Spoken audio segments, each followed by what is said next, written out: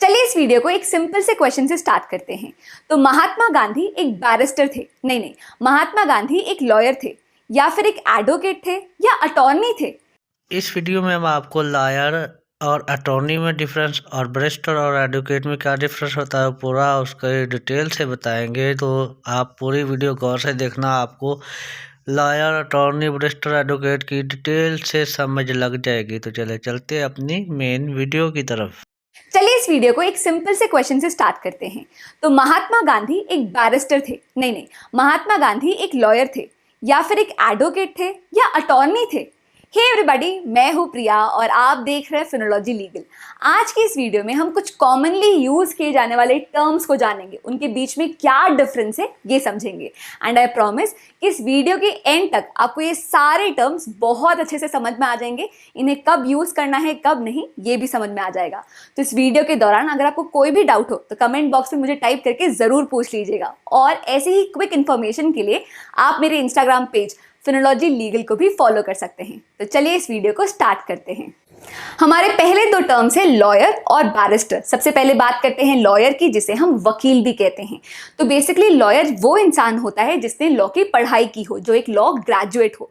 तो हर वो इंसान जिसके पास लॉ की डिग्री हो, चाहे 3 साल का एलएलबी का कोर्स किया हो या 5 साल का एलएलबी कोर्स, वो इंसान बन जाता है लॉयर। पर क्या सिर्फ एक वकील होने से, सिर्फ एक लॉयर होने से आप किसी क्लाइंट को कोर्ट में रिप्रेजेंट कर सकते हैं? क्या आप उनके केसेस कोर्ट में लड़ सकते हैं? नहीं, आप उनके केसेस नहीं लड़ सकते। और इसी से सिमिलर है दूसरा टर्म जो कि है बैरिस्टर। तो अगर आपने इंडिया में अपनी लॉ की डिग्री ली है, आपने इंडिया में अगर लॉ की पढ़ाई की है, तो आप बनते हैं लॉयर। वहीं अगर आपने इंग्लैंड में लॉ की डिग्री की है, वहां से लॉ की पढ़ाई की है, तो आप बन जाते हैं बैरिस्टर। तो सिर्फ टर्म्स डिफरेंटली यूज करते हैं, दोनों का मतलब एक ही होता है। और हाँ, लॉयर की तरह बैरिस्टर भी क्लाइंट्स को कोर्ट में रिप्रेजेंट नहीं कर सकता, उनके केसेस नहीं लड़ सकता। तो जब एक लॉयर अपने आप को बार काउंसिल में एनरोल करवा लेता है, तब फिर वो बन जाता है एडवोकेट, जिसे हम अधिवक्ता भी कहते हैं। तो मान लीजिए आपकी लॉ की डिग्री कंप्लीट हो गई, फिर आप क्या करेंगे? आप बार काउंसिल ऑफ इंडिया की एग्जाम देंगे, जिसे पास करने के बाद आप वहां पर एनरोल करेंगे और फिर वहां से आपको प्रैक्टिस करने का लाइसेंस मिलेगा और आप लॉयर से प्रमोट होकर बन जाएंगे एडवोकेट। तो बेसिकली जब भी कोई इंसान अपने आप को एज एडवोकेट बताता है, तो इसका मतलब ये हुआ कि उसके पास प्रैक्टिस करने का लाइसेंस है, वो लोगों को कोर्ट में रिप्रेजेंट कर सकता है, वो कोर्ट में केसेस लड़ सकता है। यही बेसिकली डिफरेंस होता है लॉयर और एडवोकेट के बीच में। जो लॉयर होता है उसके पास सिर्फ लॉ की डिग्री होती है, वो कोर्ट में केसेस नहीं लड़ सकता। वहीं जो एडवोकेट होता है वो बार काउंसिल में एनरोल्ड होता है और उसके पास कोर्ट में प्रैक्टिस करने का लाइसेंस होता है।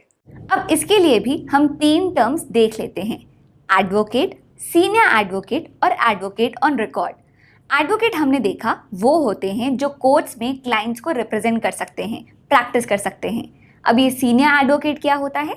ये डेजिग्नेशन, ये उपाधि हाई कोर्ट या सुप्रीम कोर्ट उन एडवोकेट्स को देती हैं जिनके पास अच्छा खासा एक्सपीरियंस और नॉलेज हो। मतलब वो लोग जिनके पास 10 साल से ज़्यादा की प्रैक्टिस हो, बहुत सारे केसेस में वो अपीयर हुए हो और कितने उनके फेवर में आए हैं कितने नहीं, ये सब देखकर डिसाइड किया जाता है। एक बार अगर कोई सीनियर एडवोकेट बन जाता है तो फिर उनका गाउन, उनका कोट, ये सब डिफरेंट हो जाता है, उनकी फीस भी बढ़ जाती है। बेसिकली सीनियर एडवोकेट का डेजिग्नेशन स्पेशल नॉलेज और इयर्स ऑफ एक्सपीरियंस को देखकर दिया जाता है। इसके बाद आता है एडवोकेट ऑन रिकॉर्ड या फिर AOR। क्या आपको पता है कि सुप्रीम कोर्ट में सिर्फ और सिर्फ एक AOR ही केस फाइल कर सकता है? जनरली हर कोर्ट के अपने कुछ रूल्स, फंक्शंस और प्रोसीजर्स होते हैं। उसी तरह सुप्रीम कोर्ट के भी अपने रूल्स हैं। तो अगर कोई भी सुप्रीम कोर्ट में आ जाएगा तो सुप्रीम कोर्ट का टाइम वेस्ट हो सकता है। तो इसीलिए सिर्फ वही लोग जो एडवोकेट ऑन रिकॉर्ड में रजिस्टर्ड है, सिर्फ वही एडवोकेट सुप्रीम कोर्ट में केस फाइल कर सकते हैं। अब देखिए, केस ड्राफ्ट चाहे तो कोई भी कर सकता है, यहाँ तक कि केस आर्ग्यू भी कोई भी कर सकता है।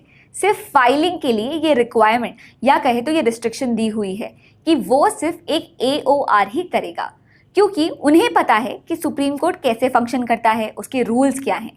AOR बनने के लिए आपको supreme court AOR exam qualify करनी होती है। अभी जो सुप्रीम कोर्ट की AOR एग्जाम होती है, इसकी एलिजिबिलिटी कुछ इस प्रकार होती है कि आपके पास मिनिमम 5 इयर्स का एक्सपीरियंस होना चाहिए। ये जो 5 इयर्स है ये 4+1 में बटा हुआ है, मतलब 4 साल का किसी भी कोर्ट का एक्सपीरियंस प्लस 1 साल आपने सुप्रीम कोर्ट में किसी AOR के अंदर प्रैक्टिस की होनी चाहिए और उस AOR के पास खुद 10 साल से ज़्यादा का प्रैक्टिस एक्सपीरियंस होना चाहिए। तो ये था डिफरेंस एडवोकेट, सीनियर एडवोकेट और रिकॉर्ड के बीच में। इसके बाद बात करते हैं एडवोकेट जनरल की, जिसे हम महाअधिवक्ता भी कहते हैं। तो हर स्टेट के जो गवर्नर होते हैं वो अपने स्टेट के लिए एडवोकेट जनरल अपॉइंट करते हैं। इनका बेसिकली काम क्या होता है कि अगर स्टेट गवर्नमेंट को कोर्ट में रिप्रेजेंटेशन चाहिए, ऐसा कोई भी मैटर है जिसमें स्टेट गवर्नमेंट को रिप्रेजेंट करना है, तो वो करते हैं एडवोकेट जनरल। तो राज्य सरकार के, स्टेट गवर्नमेंट के सारे केसेस को रिप्रेजेंट करते हैं एडवोकेट जनरल। इसलिए इन्हें स्टेट का फर्स्ट लॉ ऑफिसर भी कहते हैं, क्योंकि ये उन्हें रिप्रेजेंट करते हैं। इसके साथ ही अगर स्टेट गवर्नमेंट को ऐसे किसी भी लीगल मैटर में एडवाइस चाहिए होती है तो वो भी देते हैं एडवोकेट जनरल। इसके बाद हम बात करते हैं अटॉर्नी जनरल की, जिसे हम महान्यायवादी भी कहते हैं। अब एडवोकेट जनरल के केस में हमने क्या देखा था कि वो स्टेट गवर्नमेंट को रिप्रेजेंट करते हैं, इसलिए उन्हें स्टेट का फर्स्ट लॉ ऑफिसर कहा जाता है। उसी तरह सेंट्रल गवर्नमेंट को कौन रिप्रेजेंट करता है? Attorney general. तो इनका काम होता है सेंट्रल गवर्नमेंट के केसेस डील करना, उन्हें कोर्ट में रिप्रेजेंट करना, और इसीलिए इन्हें कंट्री का फर्स्ट लीगल ऑफिसर भी कहा जाता है। इनका अपॉइंटमेंट होता है प्रेसिडेंट के थ्रू। तो अटॉर्नी जनरल का बेसिकली काम होता है सेंट्रल गवर्नमेंट के केसेस देखना, उन्हें रिप्रेजेंट करना, और अगर सेंट्रल गवर्नमेंट को किसी भी मैटर पे लीगल एडवाइस की जरूरत होती है तो फिर वो अटॉर्नी जनरल के पास जाते हैं। इसके बाद आते हैं सॉलिसिटर जनरल, जिसे हम कंट्री का सेकेंड लॉ ऑफिसर कहते हैं। तो अटॉर्नी जनरल के जो भी काम होते हैं, जो भी टास्क होते हैं, उसमें हेल्प करते हैं उन्हें सॉलिसिटर जनरल, इसलिए इन्हें सेकेंड लॉ ऑफिसर और इन्हें first law officer of the country कहते हैं। अब हम दो और टर्म्स के बारे में समझते हैं।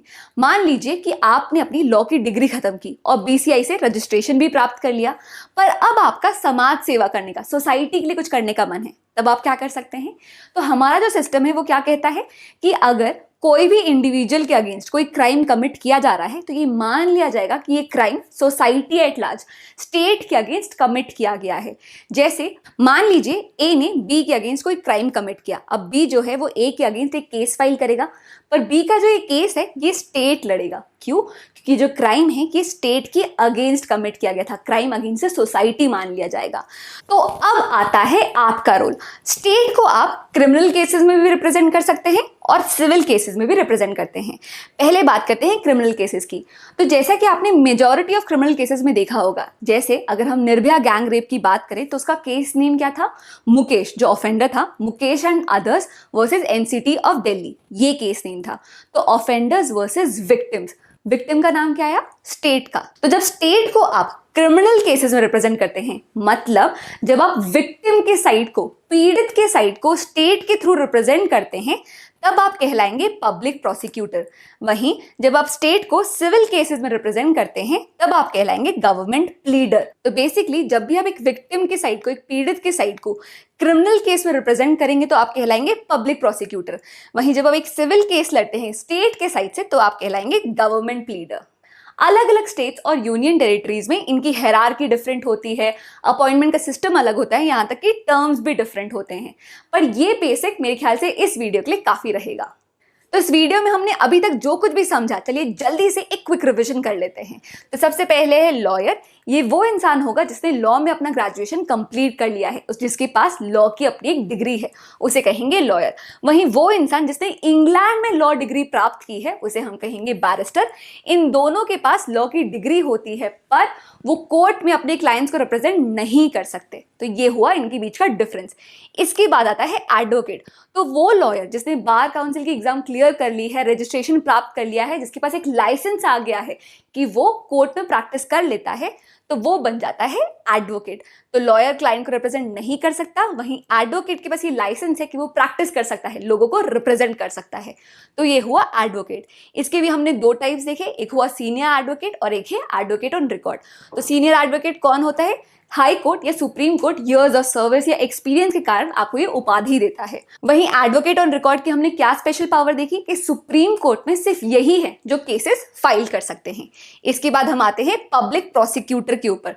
तो पब्लिक प्रोसिक्यूटर कौन होते हैं? जो विक्टिम साइड को क्रिमिनल केस में रिप्रेजेंट करते हैं, जो पीड़ित का केस रिप्रेजेंट करते हैं, उन्हें हम कहेंगे पब्लिक प्रोसिक्यूटर। इसके बाद हम बात करते हैं एडवोकेट जनरल की। तो किसी भी केस में स्टेट गवर्नमेंट का अगर रिप्रेजेंटेशन चाहिए होता है, राज्य सरकार का रिप्रेजेंटेशन चाहिए होता है, तो कौन जाता है? Advocate general. वहीं अगर सेंट्रल गवर्नमेंट का रिप्रेजेंटेशन चाहिए, उन्हें रिप्रेजेंट करना है, उनका केस है, तो जाते हैं अटॉर्नी जनरल। और अटॉर्नी जनरल को असिस्ट कौन करते हैं? Solicitor general. तो ये था आज का वीडियो जिसमें हमने ये सारे टर्म डिस्कस किए। मैं उम्मीद करती हूँ कि वीडियो स्टार्ट करते वक्त अगर आपको कोई भी कंफ्यूजन हो तो इस वीडियो के एंड तक आपको ये सारे टर्म्स बहुत आसानी से क्लियर हो गए होंगे और अब आप किसी भी इंसान को गलत नाम से नहीं बुलाएंगे। अगर अब भी कुछ कंफ्यूजन हो तो आप मुझे कमेंट सेक्शन पर ज़रूर पूछ सकते हैं। इसके साथ ही अगर कोई सजेशन हो, कोई क्वेरी हो, तो वो भी ड्रॉप कर सकते हैं। जी दोस्तों, तो कैसी लगी ये वीडियो? अगर वीडियो पसंद आई है तो वीडियो को लाइक कर दे और हमारे चैनल को सब्सक्राइब कर दे ताकि हमारी आने वाली वीडियोस आप तक पहुंचती रहे। अब हमें इजाज़त दे, मिलते अपने नेक्स्ट वीडियो में। तब तक अल्लाह हाफिज़, टेक केयर, बाय बाय।